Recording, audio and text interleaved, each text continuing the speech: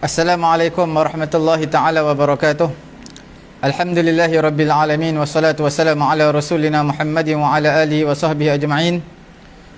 Allahumma aghnina bil ilmi wa zayyinna bil hilmi wa akrimna bit taqwa wa jammilna bil afiyati ya arhamar rahimin. Rabbi shrah li sadri wa yassir li amri wahlul 'uqdatam min lisani yafqahu qawli.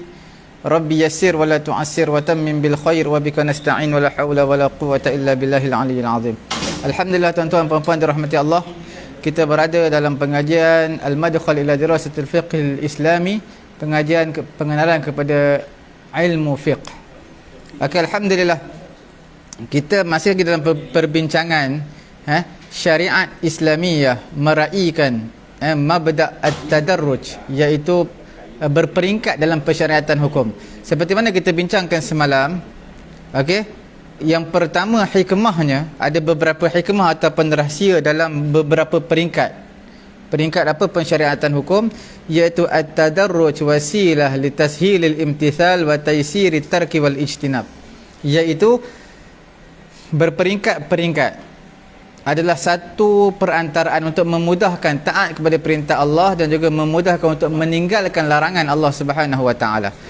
Kita bincangkan semalam, kalau tuan-tuan masih ingat, sesungguhnya orang-orang Arab, mereka ini mengharuskan mutlaq ibahah, mutlaqah jahiliyah munkarah wa jahiliyah munkarah. Mereka ni mengharuskan semua benda. Arak ni macam minuman, macam sky juice, air kosong gitu.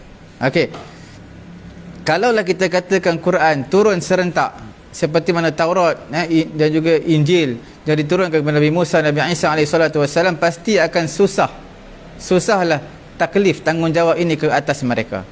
Bila susah, maka hati mereka akan menjadi liar, tidak suka taat, tak suka patuh perintah Allah. Sebab itu Aisyah radhiyallahu taala anha ada berkata, dia kata apa, innama nazala awwalu ma nazala minhu suratun minal mufassal fiha dzikrul jannah wan nar. Ayat-ayat yang pertama turun, ayat yang pendek-pendek mengenai api neraka, syurga, sehinggalah bila mana ramai yang masuk Islam, maka turun ayat hukum halal dan haram. Walau nazala awwala syai'in la tashrabul khamar. Kalau ayat pertama turun iaitu jangan kamu minum arak, laqalu, pasti mereka kata la nada'ul khamra abadan, kami tak akan tinggalkan arak selama-lamanya. Kalaulah ayat yang pertama turun la taznu, jangan kamu berzina, pasti mereka kata la nada'u zina abadan, kami tak akan tinggalkan perzinaan ini selama-lamanya. Sebab itu tadarruj, berperingkat dalam dakwah adalah satu perkara yang sangat penting dalam penerimaan. Okey, ini antara hikmah sebab apa bertadarruj sedikit-sedikit dalam apa, pensyariatan hukum. Okey, supaya mereka mudah terima. Perkara yang kedua, at-tadarruj ala wajhil khusus, nuzulul Quran munajjaman. Tadarruj dengan cara yang khusus, iaitu turun Quran secara munajjam, beransur-ansur, tidak sekaligus. Sebab apa? Min ajli tasbirin Nabi sallallahu alaihi wasallam ala adzal musyrikin wa tathbit qalbihi ala ad-din al-islami, iaitu nak memberi kesabaran kepada Nabi. Apa yang orang musyrikin buat, orang kafir buat, sabarlah wahai Rasulullah. Nak tetapkan hati Nabi tetap berada di atas agama Islam, dan juga tetapkan hati orang-orang beriman, dan juga wa taslihihim bi azimati sabri wal yaqin, supaya nak memberi semangat kepada mereka dengan keazaman yang jitu, iaitu sabarlah, yakinlah dengan pertolongan Allah. Sesungguhnya Allah Subhanahu wa taala mensyariatkan al-ghayah, kemuncak daripada penurunan Al-Quranul Karim adalah apa dia? Munajjaman, sebagai berperingkat-peringkat, sebagai jawapan kepada soalan orang-orang kafir, dan sekaligus menyangkal apa yang didakwa oleh orang-orang kafir. Allah Subhanahu wa taala menyatakan dalam suratul Furqan ayat ke-32, wa qala alladhina kafaru laula nuzila alaihi alquranu jumlatan wahidah kadzalika linuthabbita bihi fuadak warattalnahu tartila. Orang-orang kafir berkata, sebab apa Quran tak turun sekaligus? Seperti itulah, linuthabbita bihi fuadak, Allah Ta'ala nak tetapkan hati Nabi. Jadi itulah ghayah, maksud daripada tanjim. Tanjim apa? Munajjaman, iaitu berperingkat-peringkat, tidak sekaligus. Okey. Untuk apa? Tasbit fuadin Nabi, untuk kuatkan hati Nabi, teguhkan hati Nabi, ziyadatan ala tartil al-Quran al-Karim, dan juga untuk Nabi dapat baca Quran dengan tartil. Okey. Fakana tatabu'ul Quran al-Karim alaihi sallallahu alaihi wasallam wasilatul wahyi bihi tilatan muddatan bi'asatu musbitan li'azmihi ala mutaba'ati tariq fi hamlir risalah. Jadi berturut-turutnya Quran turun kepada Nabi, bersambungnya wahyu terus kepada Nabi, bermula daripada kebangkitan Nabi sallallahu alaihi wasallam menjadi nabi, menjadi rasul, sampailah sehingga kewafatan Nabi sallallahu alaihi wasallam. Okey. Jadi menunjukkan wahyu ini, okey, yanqati'u 'anin nabi fi ba'd al-ahyan, menunjukkan kadang-kadang wahyu ni akan terputus daripada Nabi. Pada sebahagian situasi lah, tapi dalam tempoh yang seketika. Fakana yajidu min zalik dayiqan balighan. Ketika wahyu tak turun, hati Nabi dia sempit dah, tersempit dah dada Nabi ni. Fakaifa idza inqata'a anhu sinin tawilah, bagaimanalah kalau wahyu tak turun kepada Nabi selama beberapa tahun, dalam tempoh yang sekejap pun Nabi dah rasa tak selesa sebab wahyu tak turun kepada Nabi. Bagaimana dalam tempoh yang begitu panjang wahyu tak turun kepada Nabi? Fatadarruj kana min ajli tansyitil himam liqabuli ma nazala minal Quran wa tanfidhihi haitsu yatashawwaqu an-nas ila nuzulil ayah, la siyama 'inda ishtidadil hajah ilaiha kama fi ayatil ifk. Sudah pastilah tadarruj, berperingkat-peringkat penurunan ayat Quran sebagai tansyit, untuk membina hemah, untuk membina kecerdasan, semangat yang baru, okey, dalam pelaksanaan hukum-hukum Islam. Sebab hari ini turun wahyu hukum ni, kemudian beberapa hari turun lagi hukum mengenai yang lain, dan juga sehingga membuatkan manusia ternanti-nanti turunnya wahyu. Okey, terutamanya bila pada ketika mana diperlukan, ketika mana diperlukan wahyu untuk selesaikan isu masalah. Contoh seperti hadisul ifki. Hadisul ifki ni adalah bermaksud dari segi lugah adalah al-kadhib, pendustaan. Cuma al-kadhib pendustaan, al-ifki lebih teruk daripada pendustaan, mana fitnah dan dusta. Ulama-ulama fiqh mereka gunakan istilah ini, al-ifk, dalam babul qadhaf. Qadhaf ni makna melontarkan tuhmahan kepada seseorang dengan perkara yang tak baik. Okey, iaitu ar-ramyu bizina, tuduh orang dengan zina, dengan makna dia tak berzina, tuduh dia. Jadi itu satu pendustaan. Ulama-ulama tafsir menyatakan dalam firman Allah Subhanahu wa taala dalam surah An-Nur juzuk yang ke-18 ayat yang ke-11, innal ladzina ja'u bil ifki usbatum minkum la tahsabuhu syarran lakum bal huwa khairul lakum likulli imri'in minhum maktasaba minal ithm walladzi tawalla kibrahu minhum lahu 'adzabun 'adzim. Innal ladzina ja'u bil ifki, al ifki maksud pendustaan, orang-orang yang mana ja'u, bawa datang al ifki, yang bawa datang al ifki oleh satu usbah, golongan di kalangan kamu. Yang dimaksudkan dengan ayat ini adalah satu golongan telah membawa satu cerita baru, iaitu satu pendustaan kepada Aisyah radhiyallahu taala anha. Siapa yang bawa? Satu jamaah, satu golongan di kalangan orang-orang munafik. Di kalangan mereka adalah Abdullah bin Ubay bin Salul, yang telah datang adalah kisah dalam surah An-Nur, kisah hadithatul ifk, peristiwa hadisul ifk. Dalam Sahih Bukhari cerita panjang kisah ini, diperincikan kisah hadisul ifk.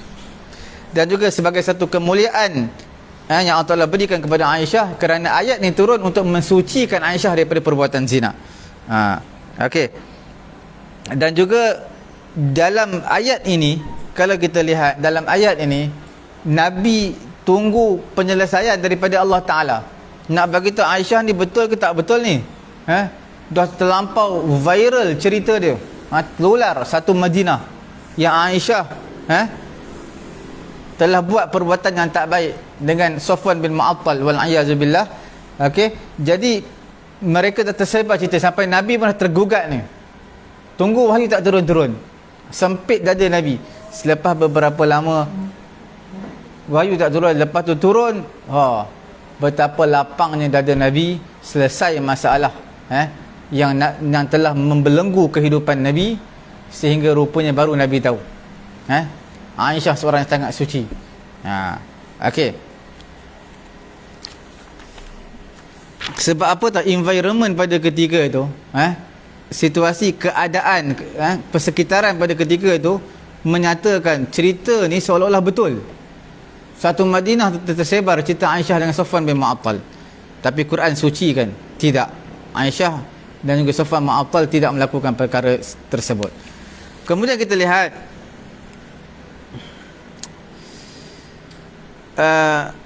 perkara yang ketiga yang kita nak bincangkan, tadarruj ini, berperingkat-peringkat penurunan Quran ini, litashilil faham, untuk memudahkan kita faham Quran.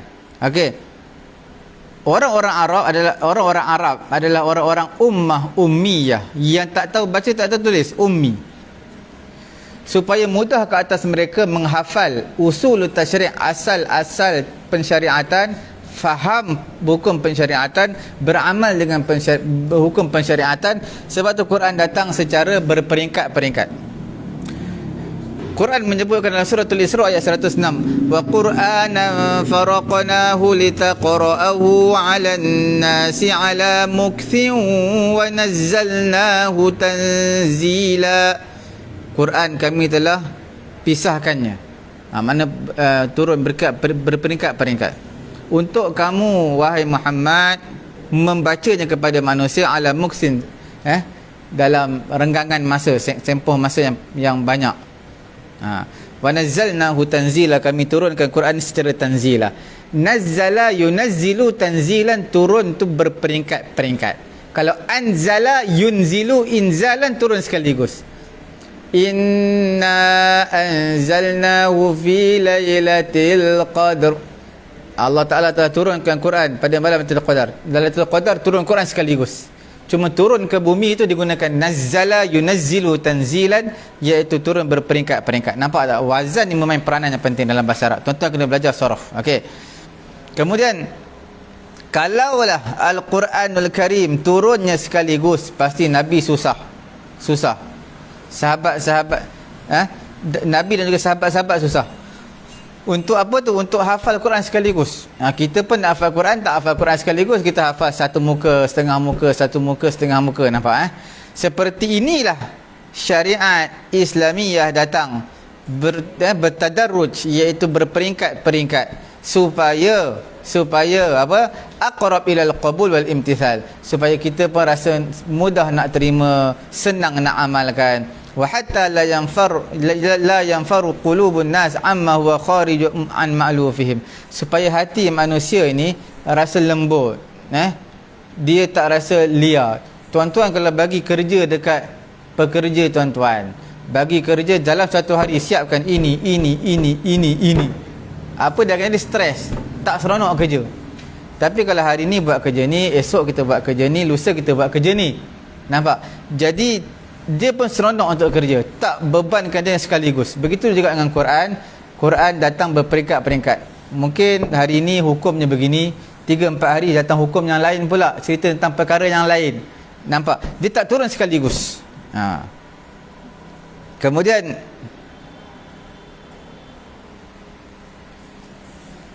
untuk mereka mudah faham, cepat faham, kerana itu tadarruj dalam pensyariatan Islamiyah adalah satu wasilah perantaraan hakimah, tarbiyah amaliyah. Satu ajaran Islam ni kita panggil satu ajaran yang kukuh, tarbiyatun amaliyah, iaitu satu tarbiyah praktikal.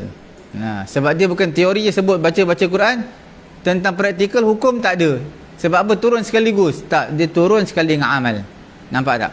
Ditaghyiril hayatil jahiliyah ila hayati islamiyah, supaya nak tarbiyah secara praktikal untuk ubah kehidupan Arab jahiliyah kepada kehidupan Islamiyah. Wa naqlul mujtama' minal fasad ila salah, nak ubah masyarakat daripada kerosakan kepada perkara yang baik. Wa minal fawda ila an-nizam wal indibat, daripada tak ada sistem bertaburan, tak ada sistem berterabur, dan juga rusuhan sana sini, tak ada sistem, kepada yang ada sistem. Cuma jenis-jenis tadarruj, ni kita nak bincangkan ni, sesungguhnya akhadha tadarruj fil ahkam akthar min syaklin minha. Peringkat-peringkat ni dia banyak jenis ni, banyak bentuk dia. Berperingkat-peringkat dalam hukum hakam. Tuan-tuan lihat, di antaranya tuan-tuan boleh baca dalam karangan Ibrahim, dalam kitab Al-Madkhal ila usul al-fiqh wa tarikh al-tashri' al-islami. Dia kata apa? Di antara bentuk tadarruj, yang pertama, tadarruj fi tashri' al-ahkam jumlatan, berperingkat dalam pensyariatan hukum jumlatan, sekaligus, secara jumlah. Ahkam ini, hukum hakam, semuanya tak disyariatkan jumlatan wahidatan, tak disyariatkan sekaligus. Semua hukum-hukum dalam Islam bermulalah dengan pensyariatan ini di Makkahul Mukarramah, kemudian di Madinah Al-Munawwarah. Cuma nau' al-ahkam, jenis hukum hakam yang ketika mana di Mekah tidak seperti jenis hukum hakam yang Nabi berada di Madinah. Mekah jenisnya lain, Madinah jenis hukum hakamnya lain. Nampak tak? Sesungguhnya hukum hakam turun kepada Nabi SAW di Makkahul Mukarramah selama 13 tahun. Di Makkah Mukarramah hukum hakam turun kepada Nabi. Wa kana tarkis, fokusnya apa? Fi bidayatil amr, pada mula-mula di Mekah itu, apa dia fokusnya? Ala tashihil aqidah wa gharsil iman fil qulub, nak tanamkan keimanan dalam hati dan juga nak membetulkan akidah yang sebenar. Wa tarsikhil qaim al-islamiyah fin nufus, nak teguhkan, nak pacakkan agama Islam dalam diri mereka. Wa tarbiyah alal mabadi al-islamiyah al-kubra, dan nak tarbiyah mereka agama yang benar dalam agama Islam. Itu ketika berada di Mekah 13 tahun. Kemudian berpindah hukum hakam tadi, tatanazzal al-ahkam al-syar'iyyah al-amaliyah, berpindah kepada hukum hakam yang praktikal, yang tafsiliyah, selepas mana Nabi berhijrah ke Al-Madinah Al-Munawwarah. Itu yang pertama. Kemudian at-tadrij fi tashri' al-hukm al-wahid. Kemudian yang keduanya, berperingkat-peringkat juga, tapi dalam pensyariatan hukum yang satu. Hukum dia satu tapi berperingkat-peringkat. Ini banyak. Kita lihat, banyak daripada hukum hakam tak disyariatkan semuanya sekaligus, hanya disyariatkannya sikit. Hanya saja kita lihat ayat-ayat Al-Quran yang berkaitan dengan hukum hakam yang seperti ini, turun ketika mana ala fatarat munqati'ah, turun pada ketika period masa yang terputus, fi iddati marahil, pada beberapa ketika. Wa kana kullu marhalah tamhidan lima yaliha, dan setiap marhalah itu adalah sebagai memudahkan bagi marhalah yang selepasnya. Dengan tadarruj ini, dengan secara berperingkat ini, tahayyatin nufus al-takalif, hati manusia lebih bersedia untuk melakukan tanggungjawab yang yang diberikan oleh Allah Subhanahu wa taala. Wa sahhala 'alaiha al-iltizam, dan mudah ke atas mereka untuk iltizam dengan hukum hakam ini. Contoh kita akan berikan. Contoh apa dia?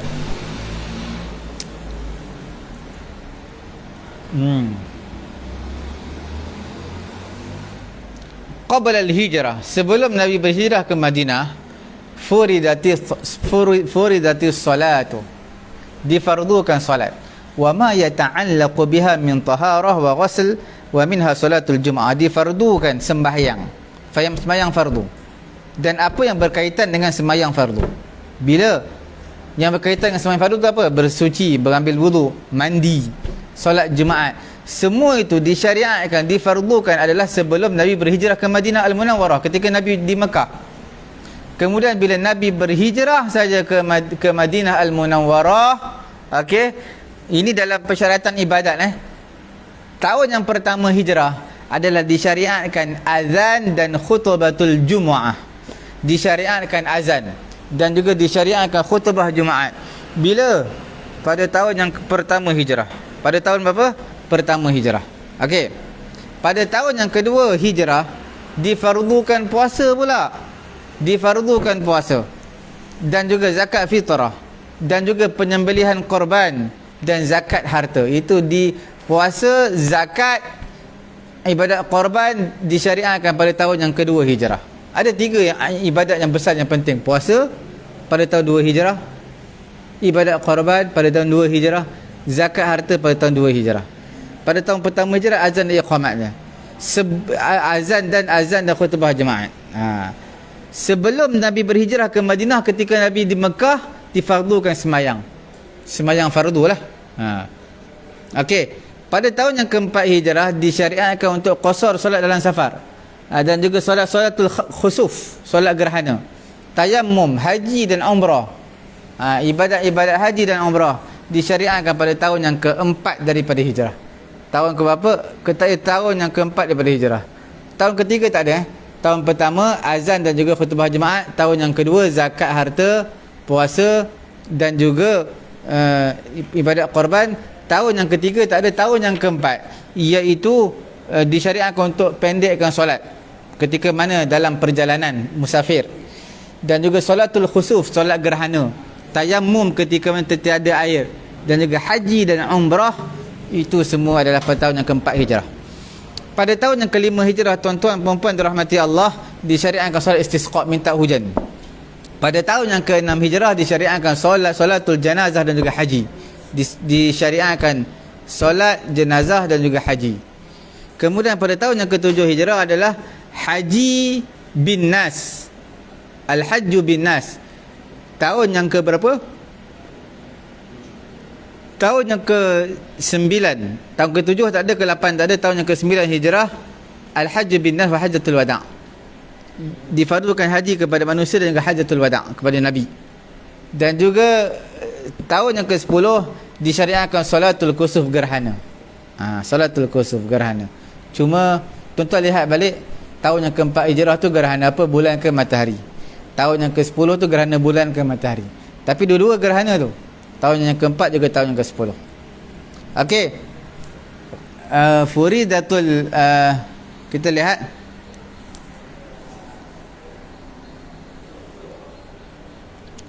fardul fara'id min as-salah, kefarduan fardu daripada solat, puasa, zakat dan juga selainnya. Masalan, satu contoh datang secara tadrijian, berperingkat-peringkat. Contoh kita lihat.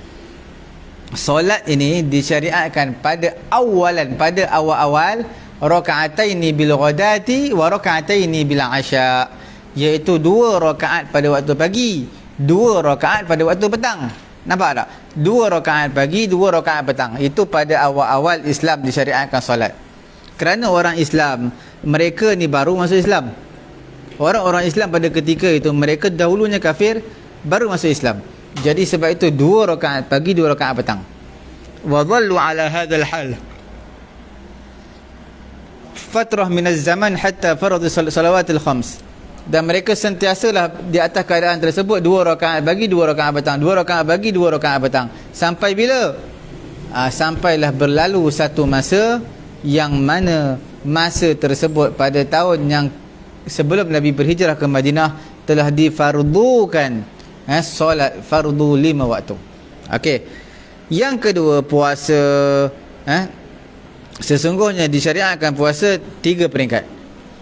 Nabi SAW puasa daripada setiap bulan 3 hari. Setiap bulan 3 hari. Dan Nabi berpuasa pada hari Ashura.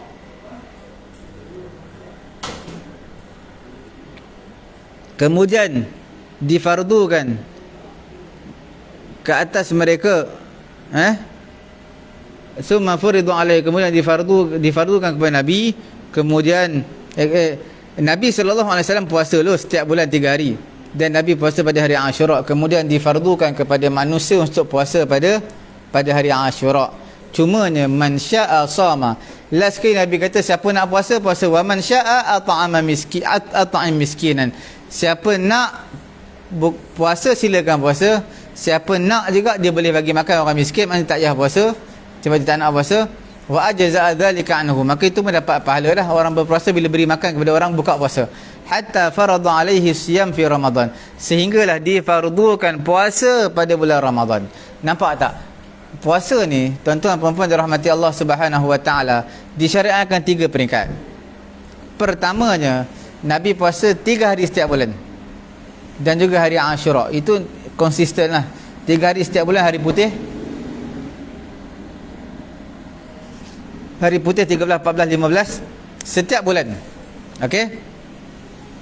Kemudian Nabi puasa pada hari Ashura, kemudian difardukan pula kepada mereka untuk berpuasa pada hari Ashura. Cumanya Nabi man syaa sama wa man syaa at'im miskinan. Siapa nak puasa dia puasalah. Siapa yang tak nak puasa dia boleh makan dan juga beri makan kepada orang miskin. Wa ajza'a dzalika anhu, itu dah cukup, sehinggalah difardukan ke atasnya puasa pada bulan Ramadan. Okey, puasa pada bila? Pada bulan Ramadan. Maka terangkatlah kefarduan puasa hari Ashura. Sebab apa? Difardukan puasa pada bulan Ramadan. Kemudian az-zakah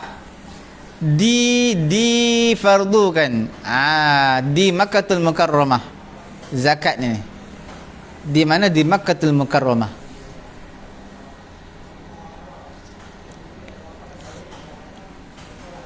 Nabi SAW selalu puasa setiap bulan 3 hari. Setiap bulan 3 hari. Okey, itu kita dah sebut tadi. Sekarang zakat ni difardukan di Makkah, tetapi tidak diterangkan kadarnya ataupun mustahaqin orang yang berhak bagi zakat, melainkan di Madinah Al-Munawwarah. Okey, Allah Subhanahu wa taala menyatakan, wa yas'alunaka madza yunfiquna qulil 'afu kadzalika yubayyinu Allahu lakumul ayati la'allakum tatafakkarun. Nampak tak? Zakat ni mereka tanya kepada kamu apa yang mereka nak infakkan. Maka Allah Ta'ala kata kepada Nabi, katakanlah wahai Muhammad, al-afwa, lebihan. Anfiqu ma zada an hajah, infaklah, sedekahlah apa yang lebih daripada keperluan kamu. Nampak tak? Zakat ini difardukan dia di Makkahul Mukarramah, macam semayang juga, tetapi tidak diterangkan kadarnya berapa yang wajib zakat, siapa yang berhak untuk menerima zakat, melainkan semua hukum kadar dan juga orang yang berhak untuk menerima zakat semuanya diturunkan di Madinah Al-Munawwarah. Kemudian kita lihat lagi tuan-tuan puan-puan dirahmati Allah Subhanahu wa taala, wa fi tahrimil muharramat kadzalik, dalam mengharamkan perkara-perkara yang haram seperti itu juga, wala'alla awdah numudaj, kemungkinan contoh yang paling jelas pada masalah itu adalah wa tahrimul khamar ala maruhil ma'rufah, pengharaman arak berperingkat-peringkat seperti mana yang ma'ruf, yang diketahui. Okey, tuan-tuan lihat marhalah yang pertama Quran turun. Apa dia? Dalam surah An-Nahl ayat ke-67. Wa min thamaratin nakhili wal a'nabi tattakhiduna minhu sakaran wa rizqan hasana inna fi dhalika laayatan liqaumin ya'qilun. Ini ayat pertama yang turun mengenai dengan arak ni. Apa dia? Di antara buah-buah kurma dan juga anggur, kamu jadikan daripada buah-buah tersebut sakaran, benda mabuk, wa rizqan hasana, dengan rezeki yang baik. Inna fi dzalika laayatan liqaumin yaqilun, sesungguhnya pada demikian terdapat tanda kebesaran Allah bagi kaum yang berfikir. Jadi Ibnu Abbas menafsirkan sakaran dengan makna khamar, mana kamu menjadikan daripada rendaman daripada tamar, rendaman daripada kurma itu sebagai al-khamar. Maka turunlah ayat ini sebelum pengharaman arak. Sebelum pengharaman arak turun ayat ini berperingkat-peringkat. Quran siap puji, wa rizqan hasanah, satu rezeki yang baik arak ni. Nampak tak? Kemudian Peringkat yang kedua, seorang bertanya, seorang di kalangan orang beriman telah bertanya mengenai hukum arak. Maka Allah Ta'ala terangkan, yas'alunaka 'anil khamri wal maisir qul fihima ithmun kabirun wa manafi'u lin-nasi wa ithmuhuma akbaru min naf'ihima wa yas'alunaka madza yunfiquna qulil 'afwa kadzalika yubayyinullahu lakumul ayati la'allakum tatafakkarun. Okey. Yas'alunaka 'anil khamri wal maisir. Mereka tanya kepada kamu wahai Muhammad mengenai dengan arak. Ini peringkat kedua, arak dan juga judi. Katakan wahai Muhammad, pada arak dan judi ismun kabir, dosa yang sangat besar. Wa manafi'u linnas, dan juga ada juga arak dan judi manfaat kepada manusia, tetapi harus diingat wa ismuhuma akbaru min naf'ihima. Sesungguhnya keburukan, kejengkelan, apa dia? Dosa arak dan juga judi itu akbar, lebih besar berbanding manfaat arak dan juga judi. Nampak tak? Jadi datangnya jawapan daripada Quran dengan menyebutkan akibatil khamar, hukuman kepada arak, okey, kesudahan kepada arak, bihaitsu sarrakhallahu anna dararahu akbar min naf'ihi. Allah Ta'ala jelaskan dengan sejelas-jelasnya kemudaratan arak dan juga judi lebih besar daripada manfaat yang kamu terima. Dalam ayat ini mengisyaratkan meninggalkan arak itu adalah lebih aula dan lebih ahsan wa afdal, lebih baik. Okey, tuan-tuan boleh lihat dalam karangan Sayyid Qutb fi Dhilalil Quran, kitab tafsir dia.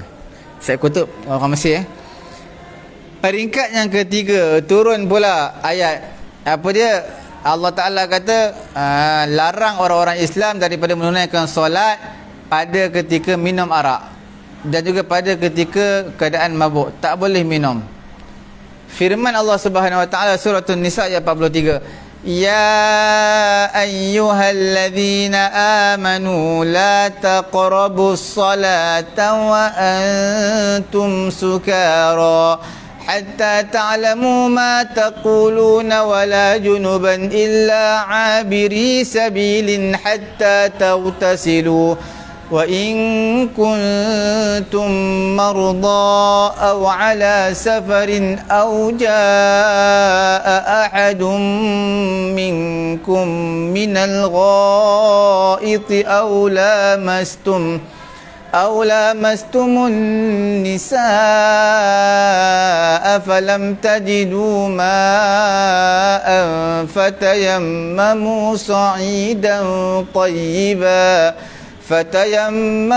صعيدا طيبا فامسحوا بوجوهكم وأيديكم إن الله كان عفوا غفورا. Itu yang ketiga.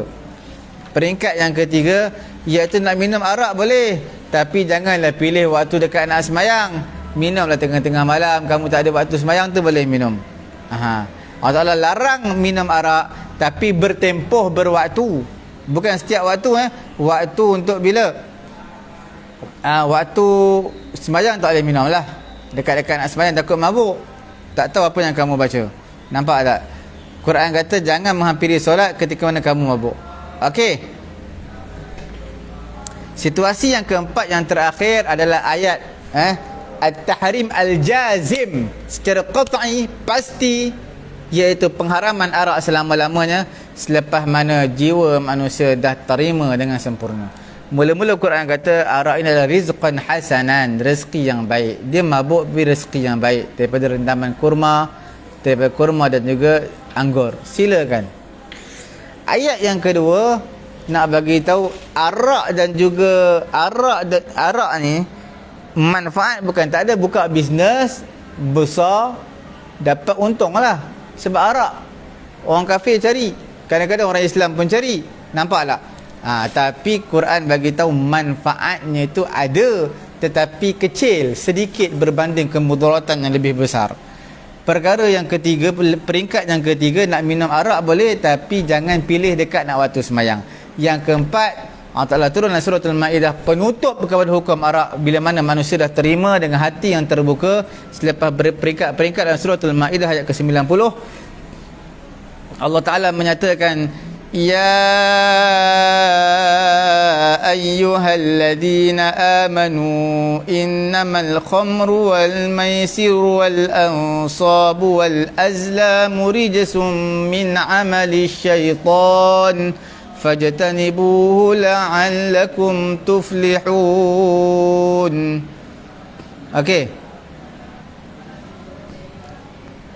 Apa yang kita nak tahu dalam ayat ini? Wahai orang beriman, arak ni apa satu? Rijsun, najis, daripada perbuatan syaitan. Fajtanibu, jauhkanlah, jauhkan kamu daripada perkara-perkara ni, termasuklah arak. La'allakum tuflihun, pasti kamu berjaya. Mana hukumnya haram. Fajtanibu, dalam usul fiqh ada beberapa sirah, format dalam nahi yang menunjukkan haram adalah fajtanibu. Okey. Ini sesungguhnya waradat tadarruj, berlaku, datanglah hukum berperingkat-peringkat ni dalam beberapa masalah yang berbeza-beza. Sebab apa ya? Kerana taisir ala nas, memudahkan manusia untuk mengetahui hukum hakam dan juga memahami sebab-sebab apa ditaklifkan kepada mereka perkara itu, sebab apa disuruh mereka untuk membuat ataupun meninggalkan perkara itu. Okey, sehingga sempurnalah penerimaan daripada hati manusia terhadap pensyariatan yang baru, dan mereka tidak rasa berat dan tidak ingkar terhadap pensyariatan tersebut. Okey. Kemudian dalam hukum hakam Quran juga kita akan lihat dimansuhkan sebahagian hukum. Hukum dimansuhkan. Tuan-tuan lihat, naskhul ahkam atharun min at-tadarruj. Dimansuhkan hukum hakam selepas mana kesan daripada berperingkat-peringkat. Ini kerana asy-syari' Allah Ta'ala qad yuqarriru hukman, Allah Ta'ala tetapkan satu hukum, kemudian Allah Ta'ala memansuhkan hukum tersebut selepas demikian. Allah Ta'ala yang buat hukum, Allah Ta'ala yang mansuhkan. Sesungguhnya datanglah sebahagian hukum hakam dengan bentuk, dengan cara yang bertadarruj, berperingkat-peringkat. Kerana kalau datang serentak sekaligus hukum hakam, manusia tak mampu untuk melaksanakan perintah tersebut. Okey, sebab itu Allah Subhanahu Wa Taala turunkan hukum hakam sikit, sehinggalah apabila hati manusia dah tenang, maka nasakhatil ahkam as-sabiqah, telah dimansuhkan hukum hakam yang telah terdahulu. Dan masih lagi berbaki hukum hakam yang muhkamah sehingga hari kiamat. Okey, nampak tak? Allah Ta'ala syariatkan hukum hakam sikit supaya manusia terima. Last sekali, apa yang berlaku? Dimansuhkan hukum hakam yang terdahulu, yang umat yang telah terdahulu ataupun hukum hakam sebelum ni, dan dikekalkan hukum hakam dipanggil ayatul muhkamah, ayat-ayat yang muhkamah sampai hari kiamat. Ayat muhkamah tak akan ubahlah hukum hakam. Sebab tu dalam Quran sebut dalam awal surah Al-Imran ayat ke-7 ke-8 ayat ke-7 atau ke-8, dia sebut apa? Huwallazi anzala 'alaikal kitaba minhu ayatun muhkamatun hunna ummul kitabi wa ukharu mutasyabihat. Nampak? Muhkamatun. Huwallazi anzala 'alaikal kitaba minhu ayatun muhkamat. Nampak? Ayat-ayat yang muhkamat, yang tetap, yang tak berubah-ubah sampai hari kiamat.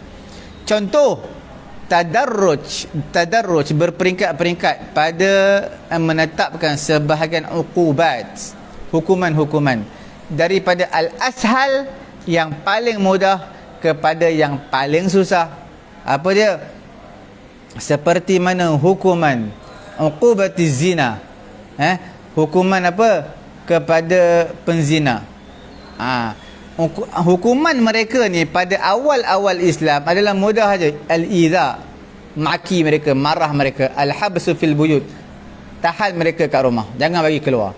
Itu yang paling mudah lah. Tak marah maki kemudian tahan dekat rumah, jangan bagi keluar. Hatta tadhhar minhum at-taubatu was-salah, sehingga nampak zahir daripada diri mereka rasa taubat, nampak semakin baik, barulah boleh dilepaskan mereka. Seperti mana firman Allah Ta'ala dalam surah An-Nisa ayat ke-15 ayat ke-16, wallati ya'tinal fahishata min nisaikum fastashhidu alaihinna arba'atan minkum فإن شهدوا فأمسكوهن في البيوت حتى يتوفاهن الموت أو يجعل الله لهن سبيلا واللذان يأتيانها منكم فآذوهما فإن تابا وأصلحا فأعرضوا عنهما إن الله كان توابا رحيما. Perempuan-perempuan yang melakukan perkara fahisyah, zina di kalangan perempuan-perempuan kamu, fastashhidu alaihin, minta saksi ke atas mereka 4 orang di kalangan mereka. Sekiranya mereka semua bersaksi, fa'amsikuhunna fil buyut, ada saksi 4 orang lihat perempuan ni berzina, tahan perempuan tadi, isteri kamu ataupun anak kamu, anak perempuan kamu dekat rumah, hatta yatawaffahunna al-maut, sehinggalah kematian menjemputnya, au yaj'alallahu lahunna sabila, ataupun Allah Ta'ala menjadikan satu jalan untuk mereka, jalan keluar. Walladhani ya'tiyaniha, 2 orang yang melakukan perkara fahisyah di kalangan kamu, maka fa'adhuhuma. Walladhani ya'tiha sama ada lelaki dan juga perempuan, ataupun dua lelaki gay, yang melakukan perkara tak senonoh, fa'adhuhuma, marah mereka, sakiti mereka. Fa'in taba, sekiranya mereka bertaubat, mereka buat baik, fa'aridu anhum, berpaling kepada mereka, biarkan mereka. Innallaha kana tawwabar rahima, sesungguhnya Allah Ta'ala Maha Pengampun lagi Maha Mengasihani. Kemudian dimansuhkan dan digantikan ayat yang tadi, perempuan yang berzina kena kurung dalam rumah, kena marah dia, ditukarkan dengan ayat apa tu? Dengan ayat hukuman hudud. Dimansuhkan hukum tadi dan digantikan dengan sebat, dan dibuang negeri kepada yang belum berkahwin. Yang dah berkahwin seperti biasa rejam sampai mati.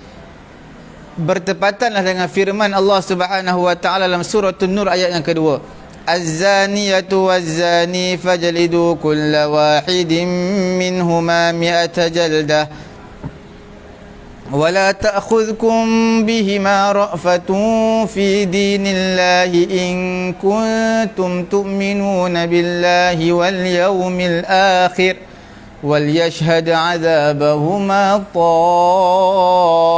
طائفة من المؤمنين. Perempuan berzina dan juga lelaki berzina, sebablah setiap seorang di kalangan mereka berdua 100 kali sebatan. Jangan kamu rasa kesian, kerana agama Allah Ta'ala. Sekiranya kamu beriman kepada Allah, kamu beriman kepada hari akhirat, wal yashhad azabahuma ta'ifatun minal mu'minin, dan hendaklah disaksikan sebatan tersebut satu jemaah di kalangan orang-orang Islam. Apabila dilaksanakan hukuman hudud, dilaksanakan hukuman sebat, rejam di hadapan khalayak ramai, Quran menyatakan wala ta'khudhukum bihima ra'fatun, jangan kamu rasa kesian dalam melaksanakan hudud perintah Allah Subhanahu wa taala. Jadi inilah hukum Allah dalam persyariatan hudud, hukuman daripada awal-awal Islamnya mudah, kurung dalam rumah, marah mereka. Tetapi sampai satu ayat yang lain dalam surah An-Nur ayat yang kedua, Quran menyatakan ayat yang kedua, fajlidu kulla wahidin minhuma mi'ata jaldah, sebat 100 kali. Ini seolah-olah nak, ada sebahagian ulama menghurai, nak menceritakan ayat ini sebenarnya adalah rentetan daripada ayat ke-15 dalam surah An-Nisa, au yaj'alallahu lahunna sabila, ayat akhir, ayat yang terakhir 15, ayat ke-15 surah An-Nisa, ayat akhir tu. Allah Ta'ala menjadikan, ataupun Allah Ta'ala menjadikan satu jalan untuk mereka, untuk yang melakukan zina. Apa satu jalan tu? Iaitu fajlidu, sebat mereka 100 kali. Hukum at-taghrib, buang negeri selama 1 tahun kepada yang belum berkahwin, tak ada dalam Quran. Itu di dalam hadis Nabi SAW. Alhamdulillah tuan-tuan, puan-puan yang dirahmati Allah Subhanahu Wa Ta'ala, kita sekarang ini kita bincangkan mengenai dengan apa? Tadarruj, berperingkatnya hukum Quran. Ada peringkat tu, maksudnya peringkat hukum solat dulu, kemudian hukum zakat, dan puasa, kemudian hukum haji, kemudian hukum solat istisqa, kemudian hukum solat jenazah. Tapi tuan-tuan puan-puan dirahmati Allah, ada juga hukum hakam yang satu hukum tetapi nak sampai ke haram tu berperingkat-peringkat, macam arak tadi. Okey, ada yang daripada hukum awal-awal Islam mudah, tiba-tiba sampai sekarang berzina aja jadi berat hukum dia, kena sebat 1 kali, kena rejam sampai mati. Okey, itu nama at-tadarruj. Alhamdulillah tuan-tuan puan-puan dirahmati Allah Subhanahu Wa Ta'ala, jangan kita lupakan pada awal-awal yang kita bincangkan semalam, asas pensyariatan ini sebenarnya Islam, pensyariatan hukum hakam Islam meraihkan mabda at-tadarruj, peringkat, permulaan peringkat pertama, kedua, ketiga. Dan yang kedua kita nak bincangkan lagi pada hari ini mengenai dengan apa? Syariat Islamiyah meraihkan al-qudrah al-bashariyah, kemampuan manusia dalam meletakkan syariat hukum hakam Allah Subhanahu Wa Ta'ala. Kita lihat orang yang mengkaji manhaj syariah Islamiyah dalam pensyariatan ini, mereka akan perhatikan apa? Rabatul ahkam bihududil qudrah al-bashariyah, iaitu hubung kait hukum hakam dengan batasan kemampuan manusia, al-qudrah al-bashariyah. Okey, sekiranya hukum hakam ini suatu perkara yang manusia normal biasa tak dapat tanggungnya, bahkan di luar daripada kemampuan manusia, pada ketika itu yatawaqqaf al-hukum, hukum tidak dikeluarkan, terhenti, dia stop. Wa yastabdil bi hukmin akthar, dan digantikan dengan hukum yang lain, dengan hukum yang lain yang bertepatan dengan waqi', yang realiti pada ketika itu. Okey, kerana daf'an lil masyaqqah wa raf'an lil haraj, untuk menolak kesusahan daripada manusia. Sehinggalah datangnya syariah Islamiyah membawa hukum hakam yang mudah, yang bertepatan dengan kemampuan semua manusia, peringkat manusia. Okey, sebab itu tuan-tuan puan-puan dirahmati Allah Subhanahu Wa Ta'ala, kita katakan di antara mumayyazat keistimewaan syariah Islamiyah, syariah Islamiyah dibina di atas mabda' al-yusr, iaitu mudah, tidak susah. Yang pertama, mabda' at-tadarruj. Quran hukum hakam nak meraihkan manusia dengan cara berperingkat-peringkat, tak turun sekaligus. Yang keduanya meraihkan al-qudrah al-bashariyah, kemampuan manusia tu.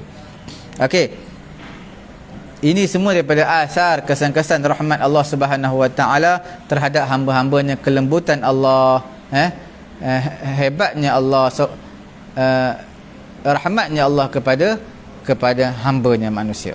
Kita lihat hukum hakam yang di dalamnya ada makna yusr, mudah, lebih banyak dan tak terhitung semua dalam Quran Al-Karim. Okey, mabda'ul yusr wa raf'ul haraj maqsad min maqasidil ammah. Sebenarnya kemudahan mengangkat kesusahan itu adalah daripada maqasid ammah, daripada keperluan, daripada maksud yang umum, yang syari', yang Allah Ta'ala nak dalam persyariatan hukum hakam yang diberikan kepada orang-orang mukallaf. Di antara dalilnya tuan-tuan boleh lihat di dalam suratul Baqarah ayat ke-185. Allah Subhanahu Wa Ta'ala menyatakan, yuridullahu bikumul yusra wa la yuridu bikumul usr. Allah Ta'ala nak memudahkan kamu, Allah Ta'ala tak nak menyusahkan kamu. Kemudian Allah Ta'ala berfirman lagi untuk mengangkat kesusahan daripada manusia dalam suratul Haji ayat ke-78, wa ma ja'ala 'alaikum fid dini min haraj. Tidaklah Allah Ta'ala jadikan kepada kamu dalam agama ni mana-mana kesusahan. Semua mudah. Masuk mudah di dalam kotak kemampuan manusia. Suratul Baqarah ayat ke-286.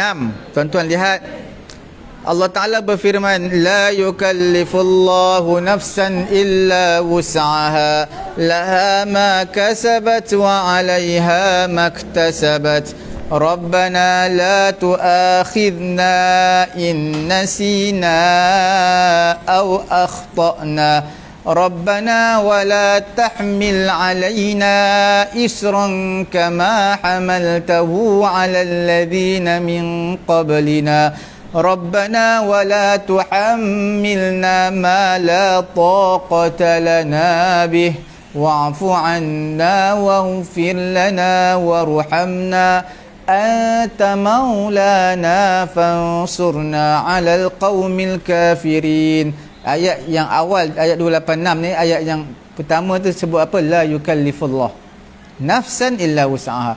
Allah Ta'ala tak bebankan satu jiwa, satu manusia melainkan di atas kemampuannya. Contoh, kita lihat contoh. Allah Subhanahu Wa Ta'ala mengangkat daripada orang Islam at-tashdidat, perkara-perkara yang berat, yang dahulunya di atas bahu umat-umat yang terdahulu. Contoh, sesungguhnya taubat mereka daripada dosa tidak akan diterima dengan cara bunuh diri. Umat terdahulu, mereka nak bertaubat tak boleh dengan istighfar, tak boleh dengan taubat nasuha, bahkan bunuh diri mereka itulah cara taubat. Berat.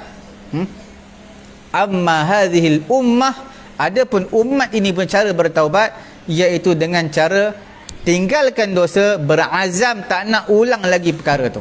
Nampak? Tinggalkan terus dosa yang dia buat, azam tak nak buat lagi. Itu dah cukup dikira taubat. Seperti mana telah dinukilkan dalam Fathul Bari, kita syarah kepada Sahihul Bukhari, kitab Imam Ibn Hajar Al-Asqalani. Okey.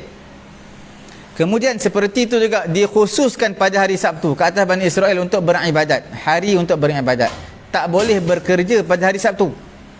Adapun untuk umat ini, maka tiadalah di sana mana-mana hari yang dilarang untuk bekerja pada satu hari daripada hari-hari dalam seminggu. Ini antara keringanan yang Allah Ta'ala berikan kepada umat Muhammadiyah, umat Nabi Muhammad kita ni. Mana-mana hari kita boleh kerja, sampai seminit sebelum azan Jumaat pun boleh kerja lagi. Sebab apa? Tak berdosa. Tak ada hari seperti mana Bani Israel dulu, mereka ada hari, satu hari khusus untuk ibadat dan tak dibenarkan kerja pada hari tersebut. Bukan pada waktu tersebut, pada hari, satu hari tak boleh kerja. Kita ada waktu-waktu tak boleh kerja. Azan Jumaat tak boleh jual beli, tak boleh kerja. Bahkan semua kena bersegera sembahyang Jumaat. Itu ada period masa lah, waktu tertentu. Tapi tak sampai satu hari. Itu kemudahan Allah Ta'ala berikan kepada umat ini. Kemudian contoh yang lain, solat. Diriwayatkan bahawasanya solat yang difardukan kepada kita ni, satu hari satu malam 50 waktu. Kemudian diringankan sehingga tidak tinggallah kepada kita melainkan 5 waktu sahaja solat fardu. Nampak? Dan dalam 5 waktu ini, la yazid waqta kulla salatin an daqaiq qalilah. Dalam 5 waktu ini tidak ditambah waktu setiap solat. Anda qaid, beberapa minit yang sedikit. Dia takkan ditambah. 5 waktu itulah. Tidak akan ditambah, tidak akan dikurang. Seperti itulah aujaba 'alal mukallaf an yu'addiha qa'iman wa ma'a dhalika rakhasa lahu an yu'addiha qa'idan kama qadara idza lam yastati' al-qiyam. Dan seperti itulah diwajibkan setiap orang nak sembahyang fardu 5 waktu mesti berdiri. Tapi bukanlah maknanya mesti wajib berdiri. Kepada orang yang uzur diberi kelonggaran, boleh duduk, boleh berbaring. Nampak? Okey. Itu pada solat. Kemudian kita lihat pula pada puasa. Bila sebut tentang puasa, tak wajib puasa melainkan sebulan je. Sebulan je pada bulan Ramadan. Al-masyaqqah fihi la tasil ila darajatil usr wal haraj wa ma'a dhalika faqad abaha al-fitr lil musafir wal marid wal hamil wal murdi'. Sebenarnya sebulan puasa ni berat, masyaqqah, susah. Tapi susah yang ada pada bulan Ramadan, tidak sampailah kesusahan tersebut kepada darajat al-usr yang sangat susah, payah. Sebab apa? Bila mana sangat susah, payah, Allah Ta'ala ada kelonggaran di sana, boleh buka puasa. Contoh bila bermusafir. Musafir ni perjalanan jauh, kadang-kadang tak minum, tak makan, mengantuk, kita boleh tertidur bawa kereta, dibenarkan buka puasa. Orang yang sakit demam, kena makan ubat, terpaksa buka puasa, tak berdosa, bahkan dibenarkan, diharuskan buka puasa. Orang yang mengandung, takut mudarat, keburukan menimpa diri dia ataupun anak dalam kandungannya, boleh buka puasa. Orang yang menyusukan, tak mampu untuk susukan anak, susu dah kering sebab tak makan, tak minum, dibenarkan buka puasa.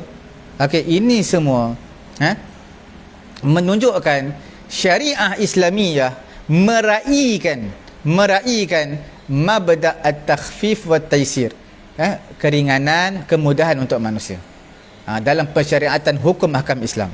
Kita nampak macam susah puasa bulan Ramadan sebulan, tapi sebenarnya tak susah. Segala ibadat yang Allah Ta'ala berikan kepada kita tak susah kalau kita dah biasa. Yang susah tak pernah puasa langsung, tiba-tiba nak puasa, itu yang susah. Ada juga di sana ada kelonggaran, tak mampu puasa boleh berbuka, kena qada lah. Okey. Kemudian wa mimma yu'akkid mura'atu syariah lil qudrah al bashariyah fi tashri' al ahkam, ja'at syariah bima bada' raf' al haraj. Dikuatkan lagi syariah Islamiyah memelihara qudrah, kemampuan kemanusiaan itu dalam pensyariatan hukum hakam. Datanglah dia raf'ul haraj, mengangkat kesusahan. Maka fala yakfi, tidak cukup dengan bi'adami taklif bima la yutiq, bal rakhasa bima'di rukhas fi halah istisnaiyah. Tak cukup, tidak memadai dengan tidak ada tanggungjawab terhadap orang yang tak mampu. Bahkan diberi kelonggaran. Orang yang tak mampu, memang tak ada taklif, orang gila.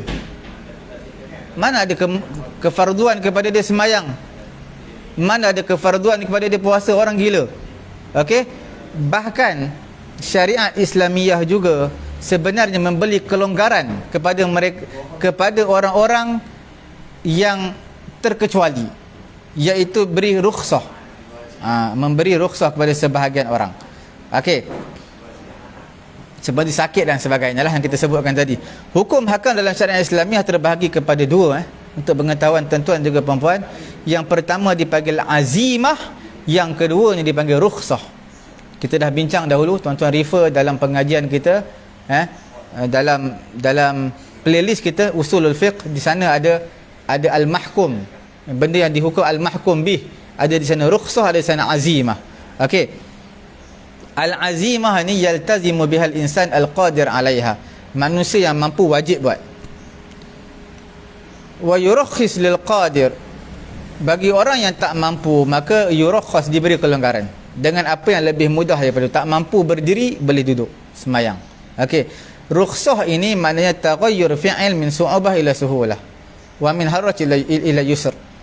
Rukhsah ini maknanya perubahan hukum daripada susah kepada mudah, ataupun perubahan perbuatan daripada perbuatan berdiri jadi duduk, daripada wuduk tayamum. Okey, itu rukhsah, kelonggaran. Allah Subhanahu wa taala mengharuskan ketika mana darurah membuat apa yang perkara itu haram. Ketika situasi darurat, perkara yang haram akan jadi halal, tukar. Ini semua sebenarnya kita akan jumpa, tuan-tuan boleh refer balik pengajian kita Usulul Fiqh, playlist, di sana ada dalam bab al-adillah syar'iyyah dipanggil al-istihsan. Al-istihsan dipanggil apa? Udul min kita panggil udul min hukmil kulli ila hukmi juz'i. Ubah daripada hukum kulli yang umum kepada hukum juz'i. Hukum yang terpencil. Okey. Bahkan wajib pada sebahagian keadaan melakukan perkara yang haram. Sebab itu kerana untuk menjaga jiwa daripada binasa. Seperti mana takut mati kerana kelaparan dahaga, maka walam yajid ma huwa halal min at-ta'am ya'kul aw yashrab illa ma huwa muharram kal maitah wa dhalika biqadri ma yadfa'u an halaki nafsi. Seperti mana firman Allah Subhanahu wa taala dalam suratul Baqarah ayat 173, faman ittara ghayra baghin wala 'adin fala ithma 'alayhi innallaha ghafurur rahim. Siapa yang terpaksa ghayra baghin, yang terpaksalah untuk makan, wala 'adin, dia tak ulangi lagi, fala ithma 'alayhi, maka tak berdosa dia. Bagi tak melampaui batas. Innallaha ghafurur rahim, Allah Ta'ala Maha Pengampun lagi Maha Mengasihani. Dalam ayat ini menunjukkan makan bangkai itu haram, tetapi ada ketika makan bangkai itu wajib kerana untuk menjaga diri kita daripada binasa. Contoh, tuan-tuan tercekik makanan, tak boleh, tak ada apa, melainkan arak je ada depan, nak bagi kat paip, nak minum air paip pun tak sempat dah, takut mati ni, tercekik sesedak tengah-tengah tengkok ni, halqum ni, apa yang ada air depan bubur je masuk. Adakah dibenarkan? Bahkan hukumnya wajib walaupun diharam. Wajib kerana apa? Untuk menyelamatkan jiwa daripada mati. Kemudian tuan-tuan puan-puan dirahmati Allah Subhanahu wa taala, kita lihat yang pertama, asas kepada pensyariatan apa tadi? Mabda' at-tadarruj, peringkat-peringkat. Yang kedua adalah hukum hakam itu tidak lari daripada kemampuan manusia. Yang ketiganya, syariah Islamiyah meraihkan maslahat manusia dalam pensyariatan hukum hakam. Sebab itu maslahat manusia adalah maqsud min maqasid tasyri', maqsud min maqasid syari', daripada kehendak Allah Ta'ala, antaranya adalah untuk menjaga maslahat manusia. Allah Ta'ala berfirman dalam Quran, wa ma arsalnaka illa rahmatan lil alamin. Allah Ta'ala tak utuskan Muhammad melainkan sebagai rahmat kepada sekalian alam. Yang menunjukkan ke atas demikian adalah mura'atus syariah. Syariah ini meraihkan uruf yang sahih dalam pensyariatan hukum hakam. Uruf yang sahih. Uruf ni apa? Kebiasaan. Apa itu uruf lebih terperinci? Tuan-tuan refer balik pengajian kita usulul fiqh. Pengajian kita madkhal ilal fiqh ada kaitan rapat dengan usulul fiqh. Lihat balik dalam bab al-adillah asy-syar'iyyah, dalil-dalil hukum hakam. Di situ ada bab uruf. Tuan-tuan lihat di situ ada uruf yang sahih, uruf yang fasid. Okey. Islam meraihkan apa yang manusia biasa buat, sama ada dari segi budaya dalam kehidupan kita ataupun adat kebiasaan. Daripada samahatut tasyri', toleransi pensyariatan Islamiyah, mudahnya syariat Islamiyah meraihkan uruf-uruf manusia ni, selagi mana dia tak bertentangan dengan mabadi Islamiyah, dengan asas syariah Islamiyah, tak bertentangan dengan nas lah, pendek kata.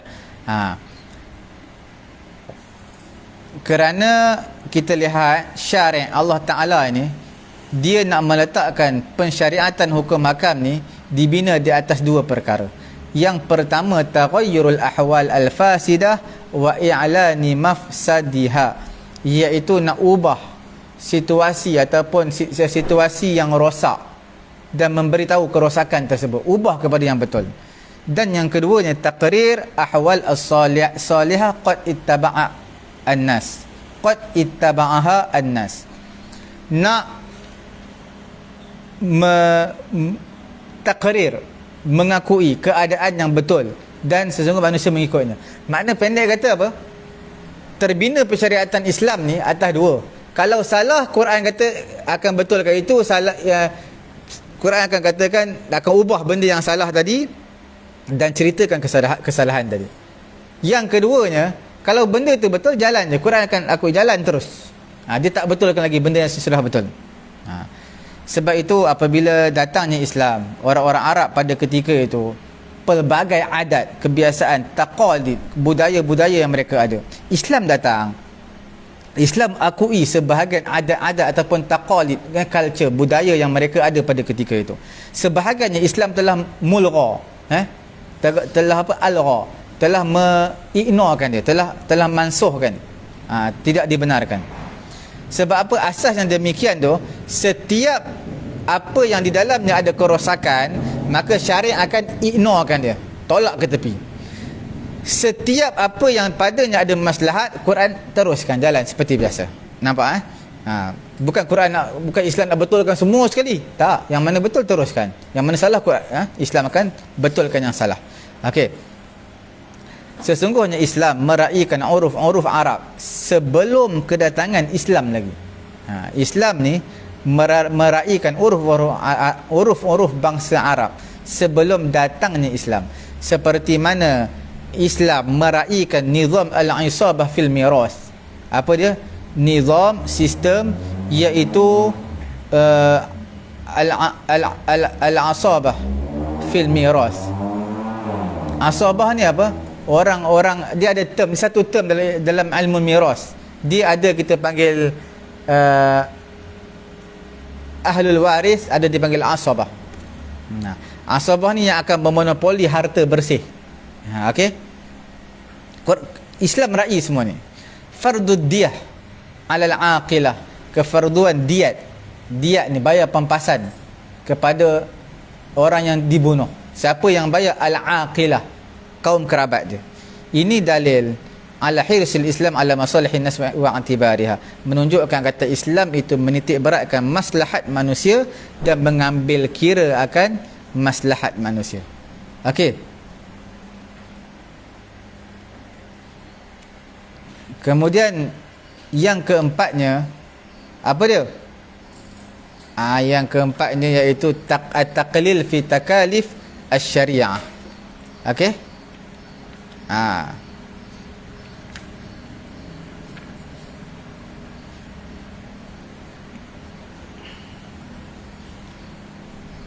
Sedikitnya tanggungjawab, taklif tanggungjawab pensyariatan. At-takalif fil Islam, tuan-tuan yang dirahmati Allah Subhanahu wa taala, tanggungjawab dalam Islam ni murtabitah bil wus'i wat taqah. Dia kait rapat, ada ikatan dengan kemampuan dan juga dengan keluasan. Dengan kemampuan kita katakan. Okey, sesungguhnya Islam berjalan melalui satu jalan yang sederhana. La anata fihi bikasrati takalif. Bukanlah Islam lalu satu jalan yang penuh ranjau dengan onak yang berduri, tidak. Tapi satu jalan yang sederhana, yang sedang-sedang. Wala irhaq fihi bikasratil awamir. Dan tidaklah sampai banyak sangat perintah kena buat. Jadi Islam tak macam tu. Faqad tamayyazat asy-syariah islamiyah min baini syara'i' as-sabiqah. Syariah Islamiyah dia sedikit perbezaan istimewa berbanding syariat yang telah terdahulu. Bi'annaha lam ta'ti fi hadzal asr asrur risalah bitakalif katsirah. Tarhaqul mukallafin fala ya'ti tashri' illa bil qadri lazim tutiquhu at-tabi'ah al-bashariyah. Dia taklah datang kena buat ni dalam sehari, kena buat ni. Tidak. Tetapi Islam datang dalam bentuk manusia itu kena buat, tapi mengikut kemampuan tabi'ah al-bashariyah. Manusia, benda tu memang bolehlah buat, cuma nak ataupun tak nak aja. Okey, taklah sampai meletihkan manusia, tidak. Perintah Allah, larangan Allah pada zaman ini dalam bilangan yang sedikit dan juga mudah untuk dipraktikalkan. Bahkan kalau kita lihat taqlilut takalif, sedikitnya tanggungjawab yang Allah Ta'ala berikan, itu semua adalah maqsadan min maqasid tasyri', iaitu satu benda yang Allah Ta'ala nak. Jadi sedikitnya tanggungjawab takalif daripada yang Allah Ta'ala nak ni, contoh dia apa? Kita buat satu yang pertama ni, asy-syariah islamiyah wasatun baina qillati taklif wa 'azamil ajri, iaitu sedikit syariah islamiyah dia apa? Wasata, pertengahan di antara sedikitnya tanggungjawab untuk kita buat, tetapi ganjarannya besar, ganjaran sangat besar. orang yang mengkaji hukum hakam pensyariatan Islam, dia akan mendapati annaha salakat tariqan wasatan bi jam'i baina qillati taklif wa 'azamil ajri 'ala ta'ah. Dia bila mengkaji syariah Islamiah, dia akan lihat syariah Islamiah melalui satu jalan yang tengah-tengah, tanggungjawabnya sedikit, ganjarannya besar. Dan sedikitnya larangan dan besarnya pahala. Larangan Allah Ta'ala sedikit tapi pahalanya besar. Hukum hakam ini diraikan padanya keadaan orang-orang beriman. Wa ma yakunu alaihi min sihatin wa afiyatin wa maradin wa saqamin. Dan apa yang di atasnya kita lihat. Kita tengok contoh terus. Fataklifus solah laisa fihi masyaqqah. Perintah solat yang mana tak ada padanya kesusahan. Solat 5 waktu je. Masa 24 jam, solat tak sampai 5 minit. Solat 5 waktu la ta'khudh min waqtil muslim. Tak ambil pun sampai setengah jam, 15 minit. Setakat berapa minit je? Wala yaqta'hu min amali wa syu'uni hayati, dan tak terputus pun pekerjaan dia. Dia boleh kerja sampai 12 jam, boleh kerja sampai 14 jam. Hanya Allah Ta'ala minta beberapa minit pada waktu-waktu yang tertentu sahaja. Bahkan Allah Subhanahu Wa Ta'ala memberi rukhsah, kelonggaran kepada mukallaf pada sebahagian situasi yang mereka tak mampu untuk sembahyang, kena sembahyang, tapi tak mampu untuk berdiri, boleh dilaksanakan duduk. Istilah tak mampu sembahyang tak ada. Sebab tak mampu sembahyang tak ada. Tak mampu berdiri boleh duduk, tak mampu duduk boleh berbaring. Tak mampu sembahyang ni orang gila je.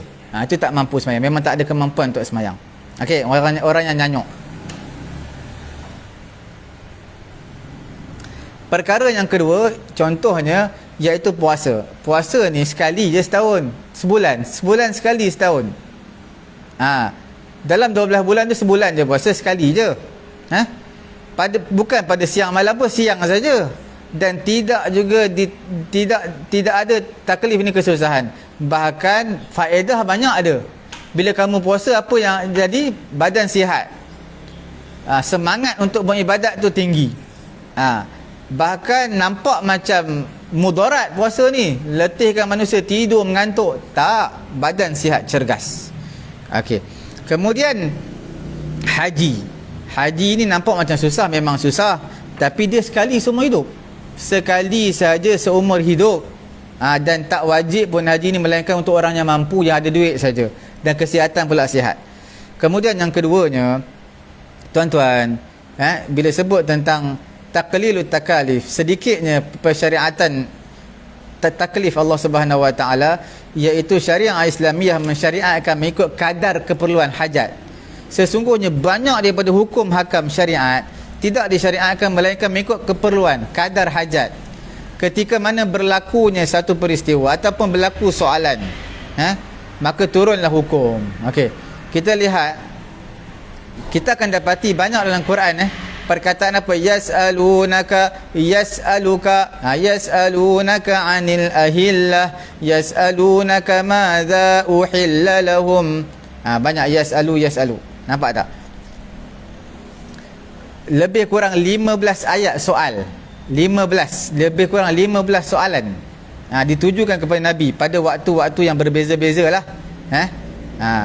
Di antaranya dia adalah khas bil ahkam, terutamanya disebut tanya-tanya ni, minta fatwa kepada Nabi ni, atau utama dalam bab hukum hakam lah.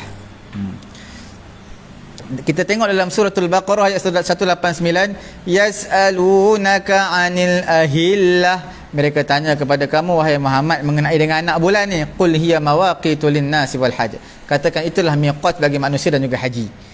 Yas'alunaka madza uhilla lahum, qul uhilla lakumut thayyibat. Dalam suratul Maidah, ayat yang keempat, mereka tanya kepada kamu apa yang dihalalkan bagi mereka, katakanlah dihalalkan bagi mereka perkara-perkara yang baik, at-thayyibat. Pada ayat suratul Baqarah ayat 222, wa yas'alunaka 'anil mahid, qul huwa adhan fa'tazilun nisaa fil mahid wa la taqrabuhunna hatta yatahur. Mereka tanya kepada kamu wahai Muhammad mengenai haid. Katakan haid itu satu benda yang kotor. Jauhilah isteri kamu ketika haid. Jangan kamu menghampiri mereka sampai mereka bersuci, sampai mereka suci, mandi hadas besar. Okey. Di antara sedikitnya taklif, tanggungjawab Allah, besarnya ganjaran Allah, apa dia lagi, larangan daripada banyak tanya. Larangan daripada banyak tanya. Bila banyak tanya dia susah pula banyak tanya. Sebab tu datang larangan banyak bertanya dalam kitab, dalam hadis, dalam Quran, dalam hadis, supaya tak difardukan kepada orang Islam sesuatu. Kemudian mereka tak mampu buat. Tanya banyak sangat. Bila tanya banyak, Allah kata ni fardu. Tak mampu pula buat. Tanya banyak sangat. Dalam suratul Maidah Allah rakamkan dalam ayat 101. Ya ayyuhalladzina amanu la tas'alu an asya'a in tubdalakum tasu'kum wa in tas'alu anha hina yunazzalul qur'anu tubdalakum ma'afallahu anha wallahu ghafurun halim. Wahai orang beriman, jangan kamu tanya mengenai beberapa perkara. Sekiranya zahir bagi kamu, maka susah kamu. Okey. Sesungguhnya Allah Ta'ala melarang orang beriman daripada tanya. Tanya apa tu? Mengenai apa yang Allah Ta'ala tak sebut halal dan haram. Apa yang Allah Ta'ala tak sebut halal haram, maka halal lah. Jangan tanya banyak. Walam yubayyin, Allah Ta'ala tak terangkan dalamnya sama ada diminta untuk buat ataupun diminta untuk ditinggalkan. Bila Allah Ta'ala diam tak sebut, maknanya halal lah benda tu, boleh. Bila soal mengenai perkara tersebut kadang-kadang disebab untuk taklif, tanggungjawab yang lebih berat, maka terhasillah pada ketika itu kesusahan kepada orang Islam. Kana sa'il sababan fiha, orang yang bertanya itu menjadi sebab kesusahan kepada orang Islam. Ini bila pada zaman turunnya wahyu, pada zaman sekarang tak ada lagi. Diriwayatkan daripada Abu Hurairah radhiyallahu taala anhu, dia telah berkata, khatabana Rasulullah sallallahu alaihi wasallam, Nabi sallallahu alaihi wasallam telah berkhutbah kepada kami. Nabi berkata, ayyuhan nas, wahai manusia, qad faradallahu alaikum al-hajja, sesungguhnya Allah Taala fardukan kepada kamu haji, fahajju, tunaikanlah haji. Seorang lelaki bangun, dia kata apa? Akulla amin ya Rasulullah, setiap tahun ke wahai Rasulullah? Fasakata Rasulullah, Nabi diam. Nabi tak kata apa pun.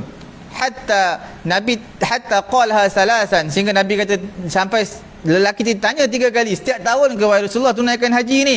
Maka Nabi SAW telah berkata, lau qultu na'am, kalau aku kata kalaulah aku katakan ya, la wajabat, pastilah haji akan menjadi fardu.